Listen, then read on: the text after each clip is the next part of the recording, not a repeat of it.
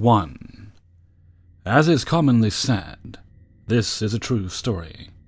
If you don't believe me, go check the Google News for the Comfort Suites. It has since been permanently closed, so I am not dragging an open business through the mud. I left my review 2 years ago under a screen name of Laredo, Texas.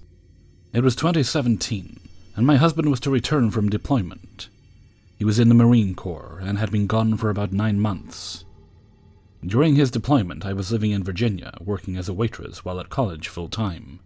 When we got the dates of my husband's return, I began to search online for a hotel to stay at upon his return, until we found an apartment to rent. Immediately, the Comfort Suite stood out to me.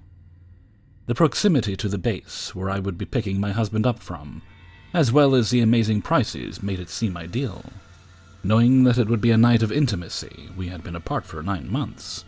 I chose a room with a king-size bed, right next to an exit and entrance door on the first floor at the far end from the lobby. I thought this would give us some privacy, being at the farthest end. I was wrong. The day of my husband's return, I picked up some cocktail mixers, wine, and various liqueurs from a liqueur store across the street from our hotel. After returning to the hotel with my husband later that night, we were obviously overjoyed to be reunited again. We watched a TV show for about 30 minutes as we began to settle in. I don't remember what it was. I don't think that was important at the time. We were mainly enjoying the adjustment of finally being held by the person you love after so long. As we began to get more intimate, I decided to pour us each a glass of wine. When I walked over to the mini-fridge, where I had my wine bottles and glasses set atop, I realized I had forgotten to buy a wine bottle opener. I decided to go to the front desk and ask the clerk for one. I was wearing a blue dress I had picked out earlier that day for my husband's return event, and a pair of flip-flops I grabbed out of my overnight bag to run to the desk real quick. Not my most stylish outfit. To get to the lobby, you simply had to turn left out of the room, walk down a hallway about 40 feet, and turn left again to be in the lobby. Another route would be a stairwell connected to the building by a door across from our hotel room. You would have to go up a floor, follow the same route towards the lobby, by proceeding down the hall, then taking a set of stairs down 1 floor to the main level. I walked the left-hand path down to the lobby, turned left at the end, and came up to the desk. There was no one out there at first, so I rang the bell. I was surprised to see a man come out of the door to the right-hand side of the desk. The door looked as if it went into a janitor's closet. He had on nice blue jeans and a company polo, but his hair and beard was disheveled. He must have been mid-30s. I told him that I was in need of a wine bottle opener, and he said that he wasn't sure if they had one, but he would look. He went into the room where they served the continental breakfast and dug through a few drawers. I stood at the desk, awkwardly waiting. He found the bottle opener and walked back to the desk. I held out my hand and said something along the lines of, "That's perfect, thank you so much." I was immediately shut down, though, by his reply. He said that it would go against company policy to lend it to a tenant, and I would have to get my wine bottle, bring it back, and open it at the desk. I was a little surprised, but trying to expedite the process, I agreed. I returned to my hotel room, got my bottle of wine, said something like "be right back" to my husband, and shut the door. When I turned left, I was surprised to see the clerk standing at the other end of the hallway, watching me. This was when I began to feel uneasy.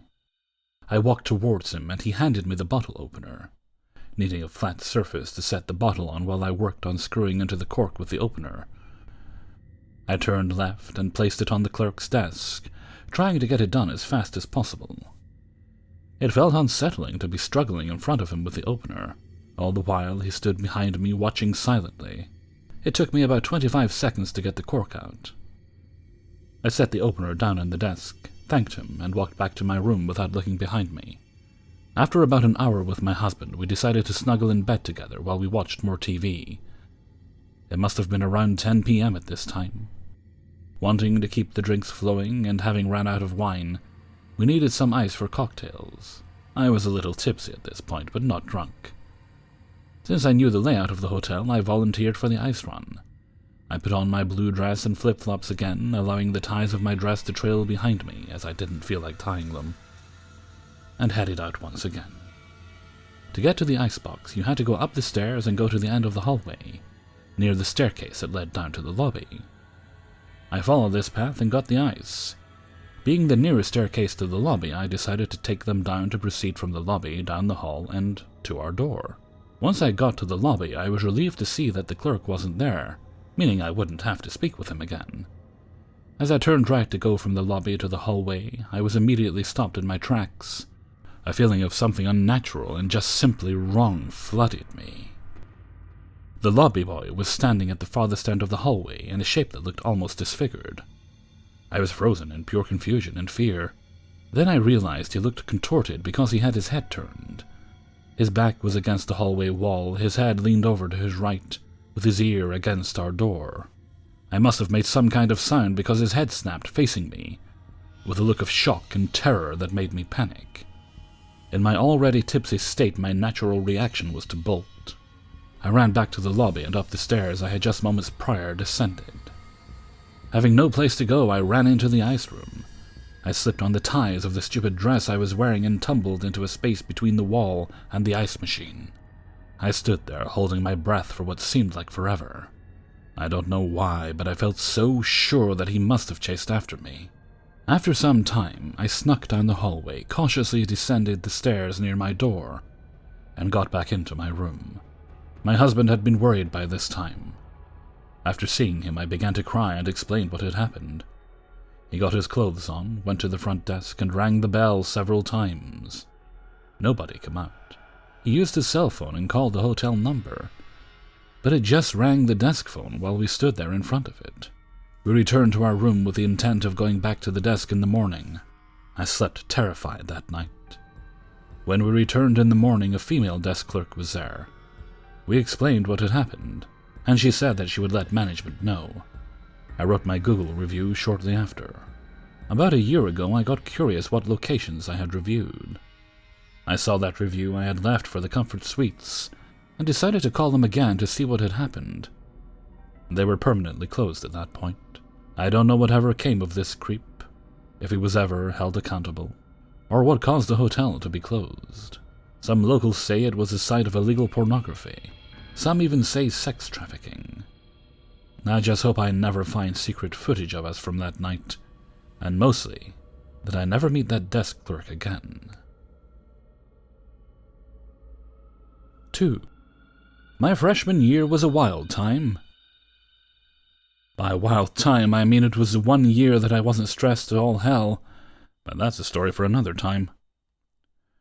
It was a Thursday night, no parties going on, and though my friend Connie had a fake ID, me female and my friend Anna didn't, so we opted for drinking in dorms.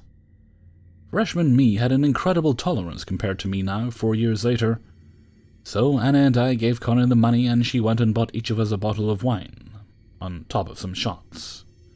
Needless to say, an hour later we needed some food. Trying to keep this short, but this is the context. At the edge, literally on the street corner of our campus, is a Taco Bell, T-Bell. An easy 10-minute walk from the dorm to the T-Bell counter, one we've made countless times. No matter how much I drank, I always made sure to be aware of my surroundings, mostly because I grew up with 2 older brothers and a military dad who drilled that into me. Also because my friends were pretty reckless when they got drunk. Not to mention, they're kind of naive, and have been sheltered for most of their lives. Like if shit went down, I was the one who had to fix it or protect us. So I was buzzed and having fun being a shit show with my friends, until we get to T-Bell. Connie and I go to the bathroom after we order, and send Anna to grab a table, even though there were hardly any people there. We came back out and we see Anna got an obnoxiously large table that could seat 7, but there was someone else there. I've always referred to this man as Wife-Beater Dude, and when I saw him, his appearance alone sobered me up real quick. I could tell he was tall, even sitting down, but more lean than muscle. He had a grey beanie on, a white wife-beater on, and black sweatpants, even though it was almost winter. It made it easier to see the tattoos on his arms, throat, and face, but specifically, I focused on the 7 or 8 teardrop tattoos. He wasn't a bad-looking guy, but his eyes were hollow and jumpy as he smiled at us, welcoming us to our table. Hey ladies, I hope you think it's cool if I join you here for a minute. You see, I I'm just waiting for my ride. I just got out of the pen and I just want to blend in, you get me? So, is it cool if I just chill with you lovely ladies for a sec? As he was talking, he would keep glancing anxiously out the windows overlooking the street, rubbing his arms and bouncing his leg. I keep as passive as possible, smiling despite the twist in my stomach, and kept quiet, focusing on my tacos. Anna is more shy to begin with, but she did the same, smiling sheepishly at Wife-Beater Dude, as he begins to just talk. He would brag about his street cred, how he's a serial killer and hitman. He would keep telling us to look him up, that he's famous, that we should look him up. This was all fine and dandy until he began talking about religion and beliefs.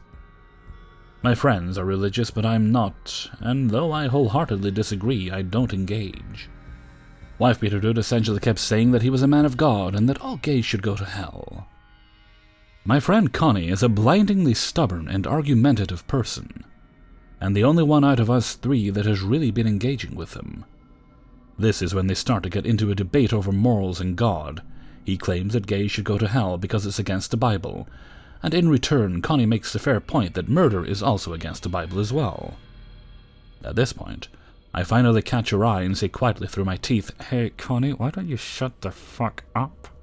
But Wife-Beater Dude actually starts to flirt hardcore with Connie, which I start to interrupt by asking her to grab me sauce or napkins. Luckily, this only lasts for a minute before Wife-Beater number 2 shows up. An almost comically identical version of number 1, except he is shorter and wearing a black wife-beater. He comes in out of breath. "Hey man, I got the car running. It's right now, man."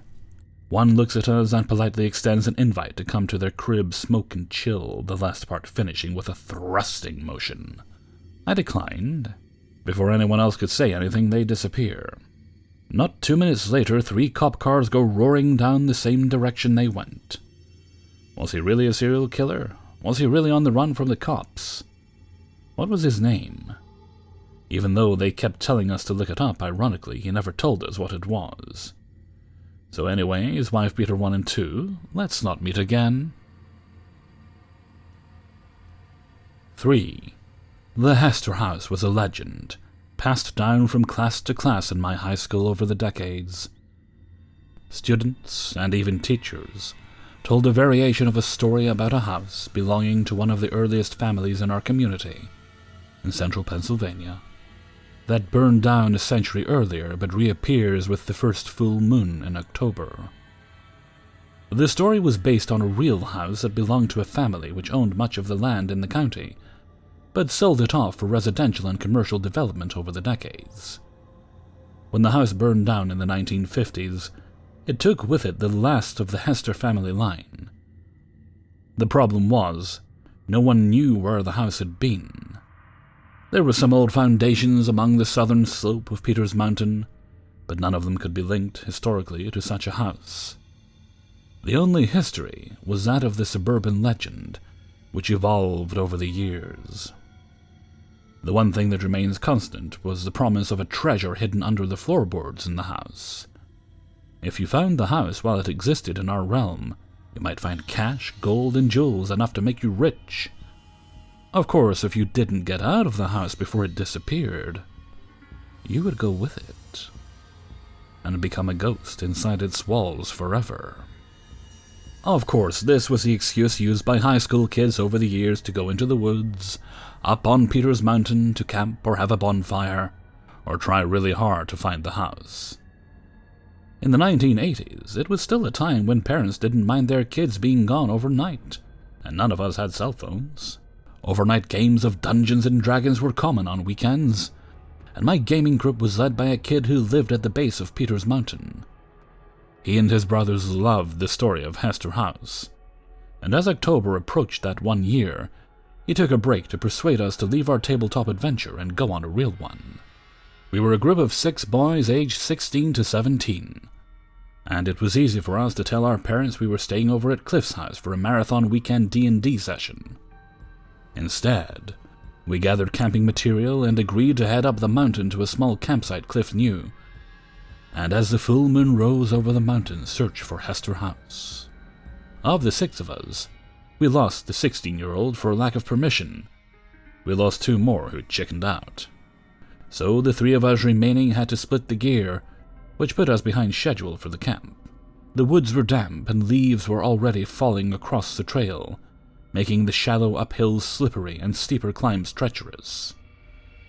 Getting up in the daylight was going to be fine, but after dark, there would be 2 miles between camp and Cliff's home, and another 3 miles back to town, so we were committed. We reached the clearing where Cliff and his brothers, and a lot of Hester House seekers made camp. It was a relatively flat area with a view down the mountain into the trees, but we were totally insulated by trees and cut off from the world by the sound of the forest, with only the regular whistle of a distant train to cut through it. By the time we had reached this camp, we had lost a half hour and scrambled to assemble dry firewood, start a fire, and get the tent pitched. The wind rose from the west and cut through the trees, making our activities difficult. From there, things started to fall apart. There were poles missing from the tent bag. We could only find a limited supply of dried firewood to get the campfire started. The wind freshened, the darkness swept over us as the sun set behind the mountain top, and clouds approached from that direction. The temperature plummeted from the mid-50s while we worked up a sweat to the low 40s with a chilling breeze. Cliff and I struggled to improvise solutions for the tent, using branches to prop up walls and tying others to trees with nylon rope. Meanwhile, Keith fumbled and stumbled trying to get the fire lit, resorting to lighting an entire box of matches under the kindling in a gamble to get the fire lit and hot enough to dry out the moist firewood. We knew that any significant rain was going to put it out, and we would be huddled together in our sleep bags under a sagging tent all night. We abandoned the idea of searching for Hester House and prepared to weather a storm. Once we established some kind of camp, the rain held off for a while, just bringing a cold drizzle. We took turns maintaining the fire and threw shade at one another for not checking the equipment or planning for the weather and generally being miserable. As the light faded, we heard movement in the woods around us. Definitely human footfalls through the leaves and underbrush, we decided. It cut through the sound of dried leaves rustling and falling from the whistling wind through the trees and the updraft that blustered up the side of the mountain. Suddenly, a big object landed right in the middle of the campfire, throwing hot embers and burning twigs in every direction, including our tents. The evening brightened in a dance of fireflies over the fire. We stepped out to find what happened. Did a limb fall? Was it a wet branch popping with boiling water pockets? It was a rock the size of a basketball. Cliff pointed out the dark figure standing in the trees on the far side of the fire. It was a tall, husky figure, standing slightly hunched like he was getting ready to charge or run away. Movement through the woods resumed, and we detected 3 other people about 50 feet up and down the mountain around the campsite. We figure we stood motionless for moments. Cliff yelled, more ticked than afraid, "Who are you guys? Don't mess with the fire!" The first figure started laughing. It wasn't another kid. It was an older, raspy laugh, joined by other older-sounding voices and laughter. A softball-sized rock struck a tree over my head and bounced off to one side.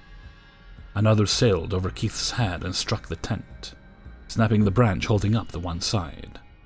We scattered. I don't know what the others were thinking, but I wanted to keep trees between me and as many of them as I could. The laughter intensified and more rocks landed in the campsite. I slipped in the wet leaves and slid down toward one of the men, and he rushed forward toward me, arms out. He was wide and slow, jiggling as he advanced and laughing like it was the funniest thing he'd done all year. He slipped and planted himself face first in the muddy ground. By that time, I had traction and was heading back up the slope toward camp. I took a small rock to the shoulder, but it glanced off my padded shoulder and I kept moving. I got to the camp, and one of the men was standing in front of the fire, his features still in shadow. He pointed at me and roared, "Leave Hester House alone!" He took a couple of burning logs and tossed them into the tent. He ran off, chased by the others in the same general direction. Cliff and Keith rushed back. The tent was a loss. We had to smother it. And then it began to rain. A wall of rain rushed in from the west, and it poured so hard that it put out the fires and left us in darkness. We huddled together to be able to talk over the rain. Are they gone? Where'd they go? What do we do? We had flashlights, and while cold and soaked, we were uninjured. We gotta get out of here. We heard footsteps in the darkness, and a single beam of light shot out from the forest over us. The voice from before screamed, "Leave Hester House alone! Get out of here or we will kill you!" We abandoned our gear except for our flashlights, and Keith led us away from the sight down the mountain. We were moving at half the speed coming up. It was sloppy and slippery, and the rain was relentless. We slid on our butts over the steep parts, and had to stop to work out a way down that wouldn't risk breaking our legs or necks. Every time we stopped, a rock would sail between us and snap against other rocks, or a tree, and a voice would shriek at us to "Go, go! Or we will bury you on this mountain. I want the skinny one. She's cute." A rock hit Keith on the cheek and nearly sent him over an incline, but he dropped to his knees to keep from rolling. It dazed him, but his adrenaline kept him moving as his skin swelled and darkened. I said the first thing I thought of to Cliff. "If these are your brothers and their friends, Cliff, I will be so pissed." Cliff shook his head. "Not them. They'd never do this." And I believed him. But most of the town, dating back a generation or more, did know about the Hester House story and the date. It would be easy for someone with bad intentions to come out into the woods on the first full moon and wait for a bunch of stupid, unprepared kids to make a camp far from witnesses. Suddenly, the stories about kids going missing inside Hester House trying to get to the treasure made me think if anyone actually did go missing on a dark night in the woods, and the house was just a cover story too. A rock hit me on the shoulder blade, with the power of a fastball. I felt something pop in my spine and a sharp shock up and down my entire body. After what felt like hours in the increasing darkness, dry heaving from the panic and the struggle, coughing and spitting up snot and rainwater, we came to the road close to Cliff's house. There was a man standing under the streetlight by the street. He had the same predatory hunch as the man at the campsite. Soon 3 or 4 other figures appeared and blocked our way. We stopped, and they began moving toward us. Suddenly, our silent prayers were answered when a truck rolled around a corner, heading up the hill, and bathed them in the headlights, blinding them. These were not kids or young adults. These were older men, faces in their 50s or 60s, bloated and wrinkled, covered in dirty clothes and windbreakers. They were ugly, evil-looking men who had worn us down to exhaustion and were ready to strike. The truck did not slow down, but it gave us a break. Cliff pulled us to one side of the path and back into the woods along a smaller, natural path along the road. With a supernatural reserve of strength, we cut through the barbs and brush like rabbits eluding wolves, and came out scratched and scraped across the street from Cliff's house.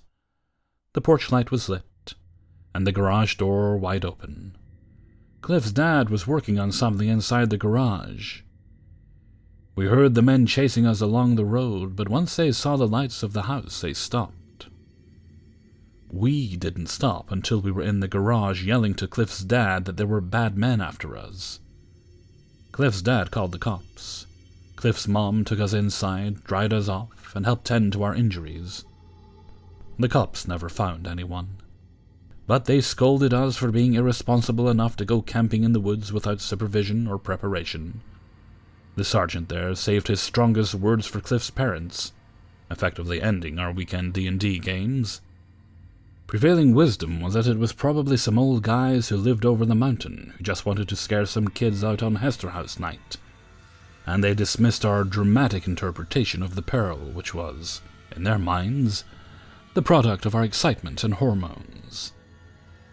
The newspaper took a decidedly Halloween approach to the story, spinning it as a tantalizing tale of transients stalking local kids on a camping trip, with who knows what in mind when they caught us.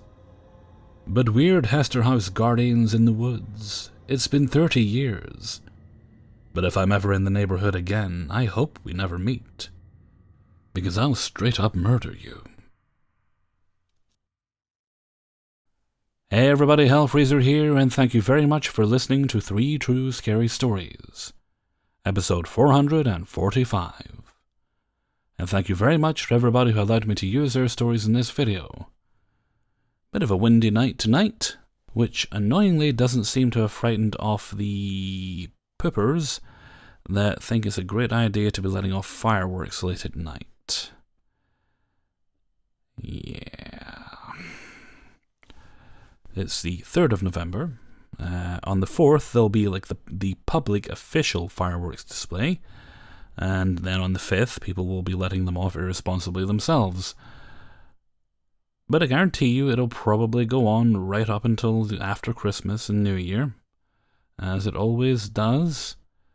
I mean, as much as the neighborhood dogs annoy me, I do feel sorry for them this time of year, because I know the little woofers and all the little pets and all get very easily agitated by those sounds. Well, I'm agitated by them myself, so I can only imagine how they feel. Okay, and with that I'm going to head off for now. So until next time, thank you very much for listening, and take very good care of yourselves.